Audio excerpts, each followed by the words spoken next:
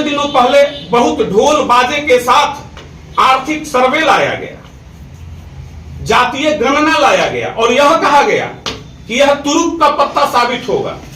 ऐसा लग रहा था जैसे बस चुटकी बजाते एक दिन में बिहार से बेरोजगारी और पलायन दूर हो जाएगी।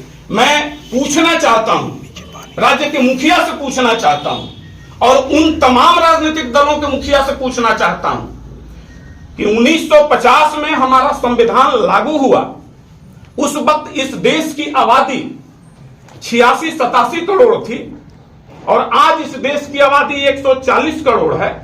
उस वक्त भी अनुसूचित जाति, अनुसूचित जनजाति को यह आरक्षण, दलित समुदाय को आरक्षण दिया गया। फिर मंडल कमीशन का रिपोर्ट जो बीपी सिंह जी के द्वारा 1990 में लागू किया गया, पिछड़ा अति पिछड़ा समाज को भी आरक्षण दिया गया।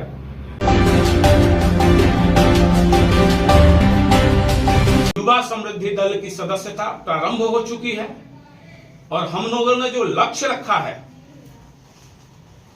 बिहार के प्रत्येक जिले से 50,000 युवा युवतियों को दल के सदस्य के रूप में जोड़ेंगे।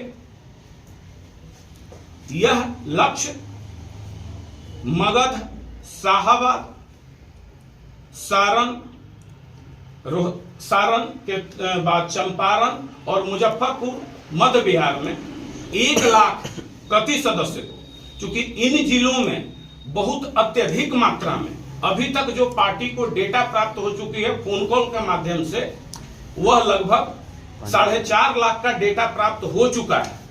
तो चूंकि औपचारिक सदस्यता रसीद उन्हें प्राप्त नहीं हुई है, तो आज विधिवत सदस्यता अभियान की घोषणा कर यह राज्यव्यापी सदस्यता अभियान है और इसकी घोषणा करके हम सारे लोगों को पार्टी का सदस्य बनाएंगे।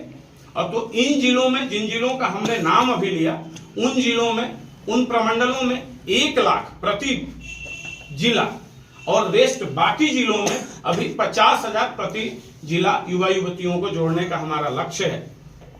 क्योंकि हमारे दल का विजन रहा शुरुआती दौर से, प्रथम दिन ही हमने यहां स्पष्ट कर दिया था कि देश ही नहीं बल्कि बिहार की जो राजनीति है वह संक्रमण काल से गुजर रही है। बिल्कुल अस्थिर माहौल में बिहार की राजनीति चल रही है। सब के सब कोई सरकार बचाने में लगे हुए हैं, कोई सरकार गिराने में लगे हुए हैं, कोई चाह रहे हैं कुर्सी हमें मिल जाए, लेकिन कोई भी दल, एक भी दल ऐसा नहीं है जो यह बात करे कि युवाओं की राजनीतिक हिस्सेदारी इस प्रदेश में कैसे बढ़ेगी। कोई भी दल यह बात करने को तैयार नहीं है। सब बेरोजगारी की बात करते हैं, शिक्षा की बात करते हैं, लेकिन कोई यह बताने को तैयार नहीं है कि आखिर यह बेरोजगारी दूर कैसे होगी। अभी आपने देखा होगा, चंद दिनों पहले बहुत ढोल बाजे के साथ आर्थिक सर्वे लाया गया, जातीय गणना लाया गया और यह कहा गया कि यह तुरुप का पत्ता साबित होगा। ऐसा लग रहा था जैसे बस चुटकी बजाते एक दिन में बिहार से बेरोजगारी और पलायन दूर हो जाएगी। मैं पूछना चाहता हूं, राज्य के मुखिया से पूछना चाहता हूं और उन तमाम राजनीतिक दलों के मुखिया से पूछना चाहता हूं कि 1950 में हमारा संविधान लागू हुआ, उस वक्त इस देश की आबादी 86-87 करोड़ थी और आज इस देश की आबादी 140 करोड़ है। उस वक्त भी अनुसूचित जाति, अनुसूचित जनजाति को यह आरक्षण, दलित समुदाय को आरक्षण दिया गया। फिर मंडल कमीशन का रिपोर्ट जो बीपी सिंह जी के द्वारा 1990 में लागू किया गया, पिछड़ा अति पिछड़ा समाज को भी आरक्षण दिया गया। तो अगर हमारा प्रश्न है कि अगर यह सरकारें आजादी से लेकर आज तक में इन 75 वर्षों में यह सिर्फ तय कर लेती कि 2% प्रति वर्ष हम गरीबी रेखा से लोगों को बाहर निकाल देंगे, तो शायद आज हिंदुस्तान के कोने कोने से गरीबी मिट जाती। क्या ऐसा हुआ? मैं आप सबों से गुजारिश करना चाहूंगा कि इन बिंदुओं पर आप प्रकाश डालें।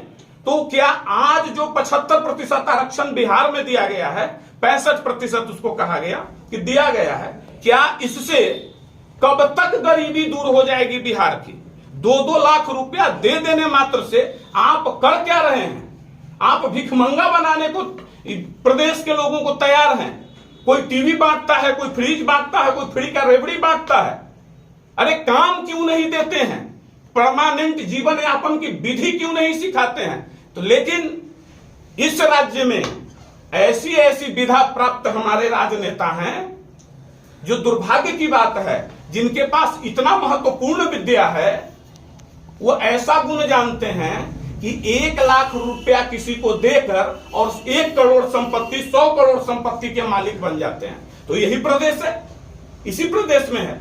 तो हम यह गुजारिश करना चाहेंगे कि जब आप 1 लाख रुपया में 100 करोड़ संपत्ति की मालिक बन सकते हैं, तो बिहार वासी आपको प्रति घर से 10,000 रुपया ही देता है। आप यह विद्या सिखा दीजिए कि 1 करोड़ की राशि के वो मालिक कैसे बनेंगे।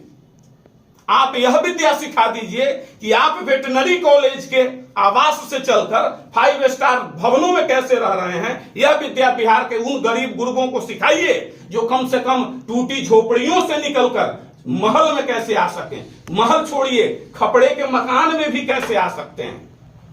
तो हमारा दल का लक्ष्य बिल्कुल स्पष्ट है और मैं बिल्कुल चुनौती देता हूं कि 2025 में जो भी अपने आप को मठाधीश समझते हैं, उनको 243 सीट पर हमारी दल चुनाव लड़ेगी। और हम वैसे साथियों को लाएंगे जो बिल्कुल सामान्य साधारण परिवार के लड़के होंगे। हम वैसे भाई बहनों को जोड़ेंगे जिन्हें यह नहीं पता कि वो इस डर से राजनीति में नहीं आते हैं कि उनका बहुत बड़ा आर्थिक साम्राज्य नहीं है। तो हमारा भी कोई आर्थिक साम्राज्य नहीं है।